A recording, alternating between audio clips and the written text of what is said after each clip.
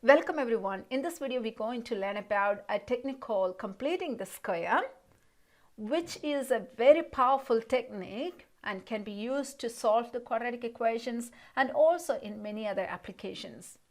Let's consider a quadratic function of the form x square plus 6x minus 5. This is not definitely a perfect square, but by adding and subtracting a new term, we can make a perfect square part of the new expression of the same polynomial. That's what we're going to do now.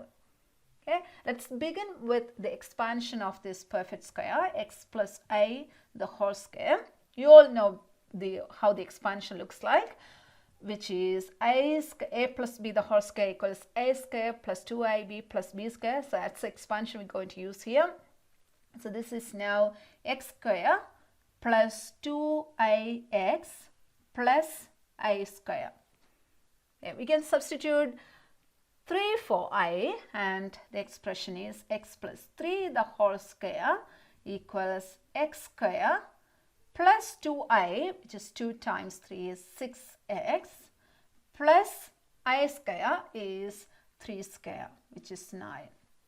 Or by rearranging this equation, we can see x square plus 6x equals, when you subtract 9 on both sides, so which is x plus 3 the whole square minus 9. Look at this expression. X square plus 6x can be now substituted with this expression, x plus 3 the whole square minus 9, and that then becomes x plus 3 the whole square minus 9, and there was a minus 5, and which you should write as well. And so the new expression is x plus 3 the whole square minus 5 and minus 9 can be clubbed together, which is minus 14. Okay, so how did we get that? So if you're looking for this general expression, what we did is x square plus 2ax can be written of the form x plus a the whole square minus a square. Okay, where in our case a was 3. So what is the best way to achieve that? So look for these two terms containing x and look for the coefficient of x, which is 6 in this case, and take the half of it, okay, because this stands for 2a. So half of it is 3. And then replace a with 3 in this equation and substitute that in instead of x square plus 6x. You can think of it in an alternative way as well. So x square plus 6x minus 5 is the expression you're trying to apply the completing the square technique. So rewrite the same expression like this, x square plus 6x, leave a space, and then write this minus 5 in here because we're going to add and subtract something in between. So now look for the coefficient of x, which is 6 in here. Take the half of it, which is 3. Add and subtract the square of 3. Okay, so that's 3 square minus 3 square. So we haven't done anything to the equation. This equation stays the same because this is 9 minus 9, which is 0. Doesn't change the equation. So, but we have rewritten the equation to make the completing the square process much easier. Now you look at these three terms, x square plus 6x plus 3 square. That's of the form a plus b the whole square, with a being x and b being 3. Okay, so that's actually x plus 3 the whole square, and the rest of the things you should write as such. Minus 3 square is minus 9, and then minus 5. So that's x plus 3 the whole square minus 14. So what we basically done is half the coefficient of x, which is 3, squared it, 3 square, added and subtracted the same thing in the equation, and then we incorporated the perfect square into it. Okay, now let's look at another example, 3x square plus 6x minus 6, and we can apply the completing the square technique in here. This is a specific example where the coefficient of x square is not 1, so this is not a monic quadratic, instead it's a non-monic quadratic. If you want to apply the same technique of the completing the square, what we should do first is take this 3 as a factor. Now we're going to rewrite this expression as 3x square plus 6x minus 6 equals 3 is taken outside, the rest of the things in the bracket. So it's x square, and divide each term with this factor 3, so which is then 2x minus 2. Okay, and then we complete the square of this term in the bracket. So using the same technique that we've done in the previous example. Okay, so that's then 3 times, everything else should be in the bracket, x square plus 2x, a space in between, and then we write minus 2 here. And now we're going to halve the coefficient of x, which is 1.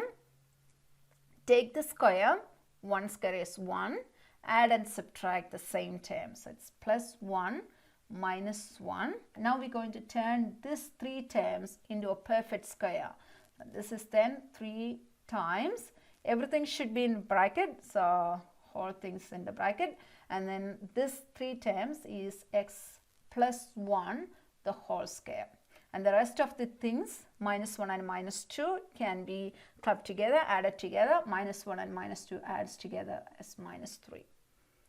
Okay, so that's how we do the completing. So this expression can be written as then 3 times x plus 1 the whole square minus. Suppose we're trying to solve this equation, 3x squared plus 6x minus 6 equals 0. We learned one of the technique, factorization, in the previous video. Now we're going to see how we can use the completing the square technique to find the solution for this equation. The first thing we should do is complete the square of this function. Okay, so that is given in here. So that's a 3 times x plus 1 the whole square minus 3, and that equals 0 because that's what the equation says. Okay, and now if this equation has to be true, x plus 1 the whole square minus 3 should be 0, because 3 cannot be 0. Okay, so this then means x plus 1 the whole square minus 3 equals 0. Okay, so let's now add 3 on both sides of the equation, and then the equation becomes x plus 1 the whole square equals 3. Okay, and now we can take the square root on both sides, which gives us x plus 1 equals plus or minus root 3. So we should consider both plus and minus, because we're looking for 2 solutions, and that we will obtain only if we consider both plus and minus. Now we should subtract 1 on both sides, which then becomes x equals minus 1 plus or minus root 3. So the solutions for x are, it is minus 1 plus root 3, that's one solution, and x equals minus 1 minus root 3 is the other solution. Basically what we have done to solve this equation, 3x squared plus 6x minus 6 equals 0, is we applied the completing the square technique for this quadratic function. So after completing the square, we basically did the algebraic manipulation to find the values of x, hence the solutions. Okay, basically what we are doing while we're completing the square is making this expression into a turning point form. Okay, so this 3x squared plus 6x minus 6 is now in the turning point form. So what is the turning point form? If we can express the quadratic in this format, a x minus h the whole square plus k square, this is the turning point form. Okay, this turning point form is really important when you come to plotting the graph and so on. So with the vertex of this one as h, k. So in this case, the vertex is minus 1, minus 3, because the h is minus 1. Now I hope you understood this completing the square technique and how to solve a quadratic equation using the completing the square technique.